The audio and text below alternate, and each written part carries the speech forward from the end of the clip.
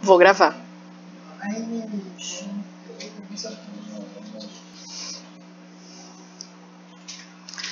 Olá, pessoal! Hoje, continuando o nosso assunto aquático aí, sempre falando da água, hoje nós vamos falar um pouquinho sobre origem e destino da água que nós consumimos no nosso dia a dia. Bom, quais são os tipos de consumo de água, que o ser humano faz? Bom, a gente usa a água para a hidratação do nosso corpo, uma vez que o nosso corpo necessita da água para realizar o seu metabolismo, a gente não vive sem água. Muitas reações químicas no nosso corpo só acontecem na presença de água, então ela é muito importante para os seres vivos, ninguém vive sem. Então, o primeiro tipo de consumo é através da nossa hidratação, normalmente no nosso dia a dia.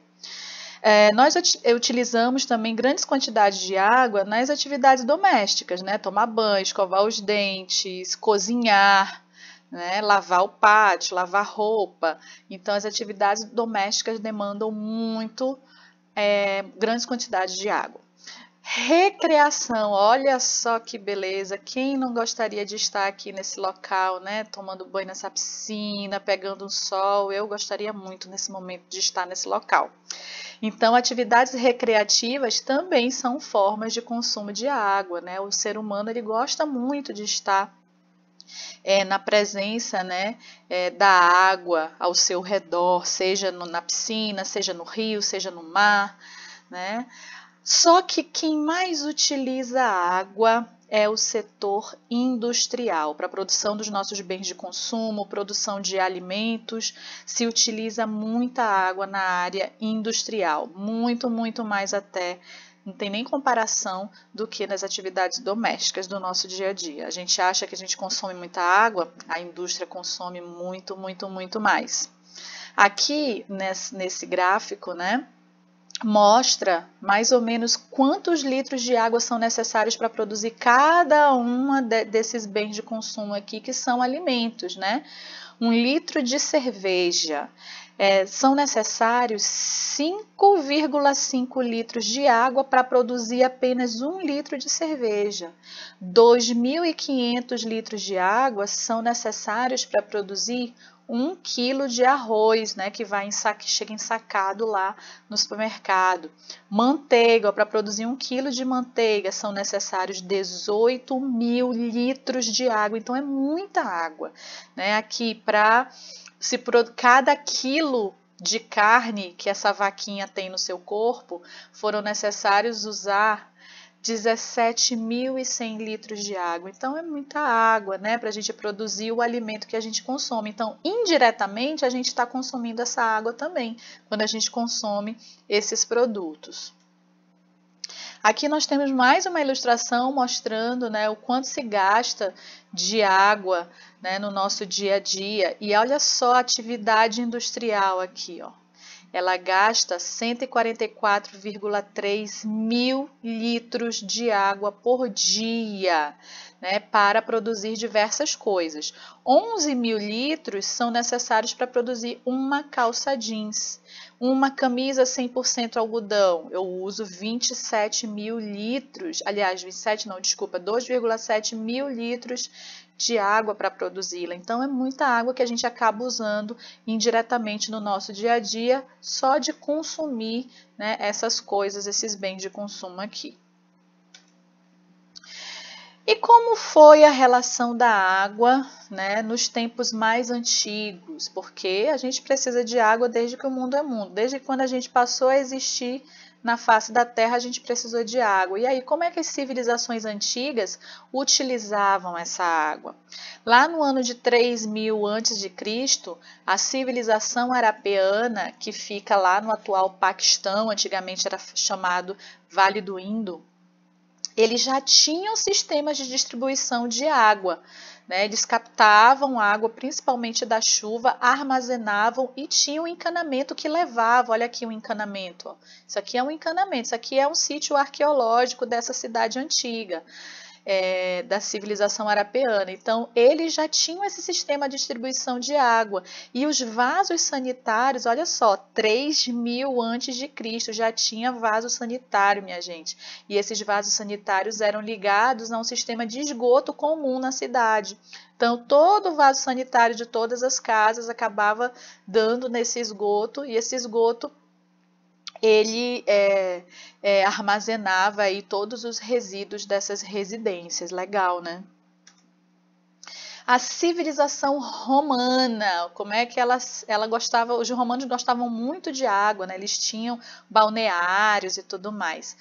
Lá no século IV a.C., eles construíram 9 aquedutos para trazer água dos mananciais distantes. O que é um manancial? O manancial é um rio, é um lago, né, que tem bastante água doce, e aí eles construíam esses aquedutos. Isso aqui é um aqueduto, ó.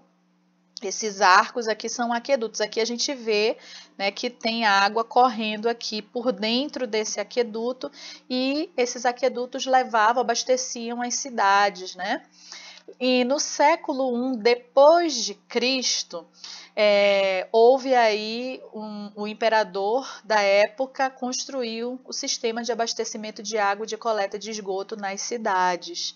Né? Então, as civilizações antigas já se preocupavam com o saneamento, né? Saneamento básico, para que as casas fossem abastecidas com a água, já que ela é tão importante na nossa vida, e também essa coleta do esgoto facilitava a vida das pessoas, pois não se jogava o esgoto mais na rua, como na Idade Média, né, se fazia.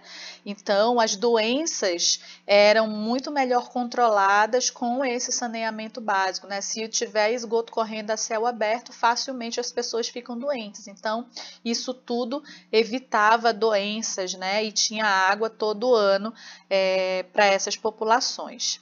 Uma coisa interessante aqui, vocês estão lembrando disso aqui, aqui no Brasil tem um negócio desse parecido, onde? No Rio de Janeiro, os Arcos da Lapa.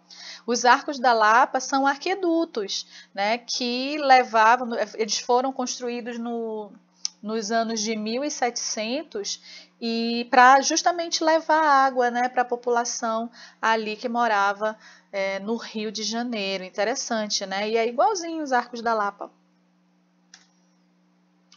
Ok, estação de tratamento de água, que a gente chama de ETA. A água que chega na nossa torneira, ela é captada no rio, né, em um manancial, um rio, numa represa, num lago. No nosso caso aqui de Manaus, é captado diretamente lá do Rio Negro.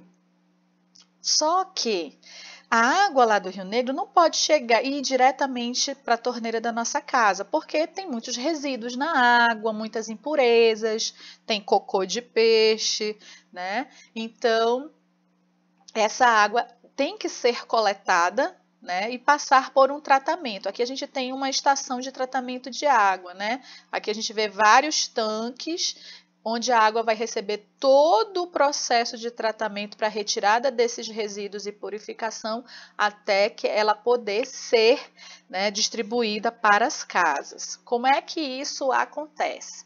Aqui, ó, eu tenho a primeira etapa, que é a captação. Tem uns canos, ó, gigantescos que vão captar essa água direto dos mananciais. Né? Essa água, então, vai ser armazenada em tanques que vão receber diversas substâncias, aí, como cloro principalmente, para eliminar os seres microscópicos ali da água, principalmente os que vão causar doença. Então, aqui vai acontecer o processo de desinfecção da água, né? E aqui também vão ser adicionados, né, substâncias que vão fazer com que a sujeira fique aglomerada para facilitar a retirada dessa sujeira, que é o processo que a gente chama de coagulação. Depois, essa água vai sendo transferida, ó, através de canos, de dutos, para outros tanques. Aqui, né, nesses tanques aqui, ocorre a floculação, né, que eu vou misturar mais substâncias aqui que vão interagir com as partículas e transformar essas partículas em flocos grandes para facilitar a sua retirada, e depois vai acontecer a decantação, né? Essas partículas vão ficar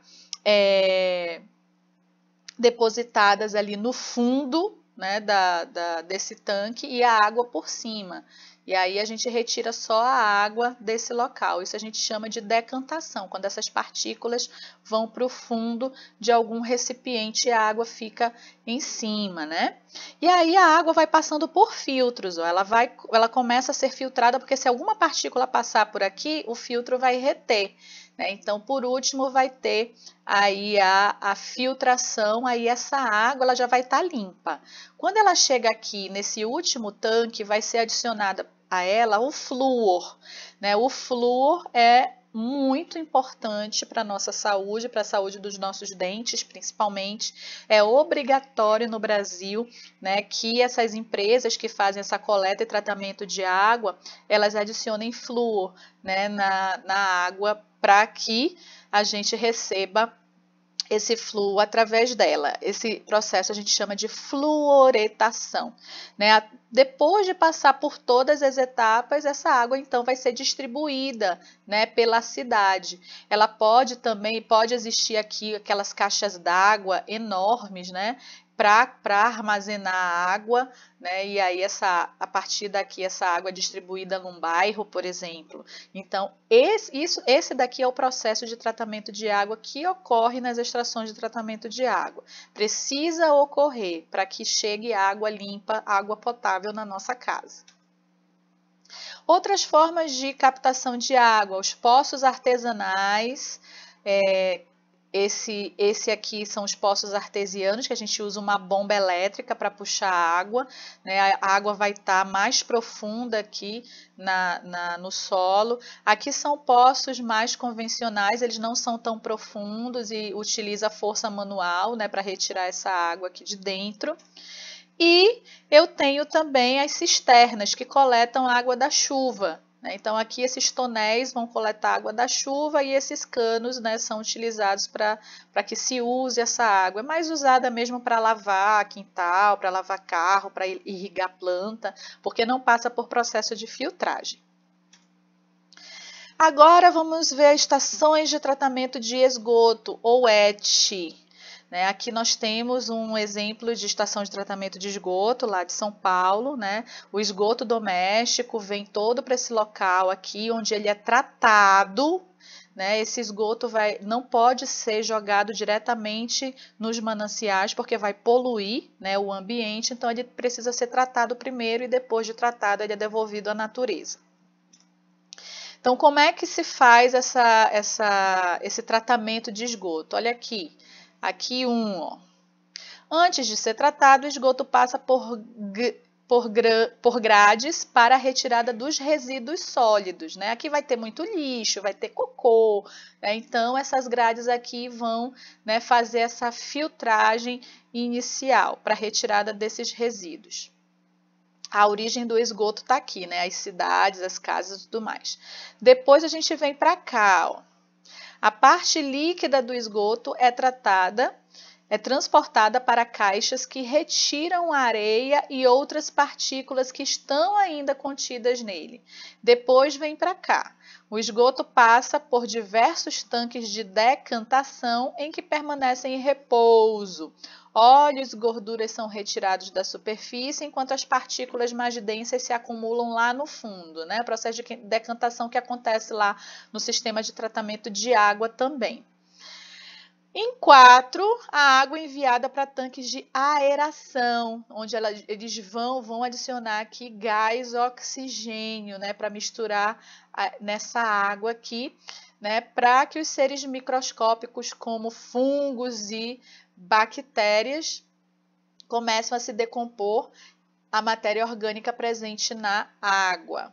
E por último, né, o líquido é enviado para esses tanques de decantação, nos quais os sedimentos se acumulam no fundo. O líquido resultante desse processo não está apto para consumo humano, mas pode ser devolvido ao ambiente ou ser reaproveitado para fazer limpezas de ruas, né, por exemplo. Então, esse é todo o sistema de tratamento de esgoto, né, para que o ambiente não seja prejudicado por esses resíduos.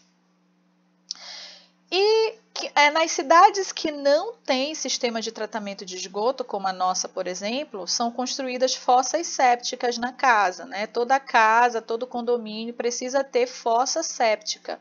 Então, todos os resíduos da pia e do banheiro vêm parar nesses tonéis aqui que ficam enterrados no solo.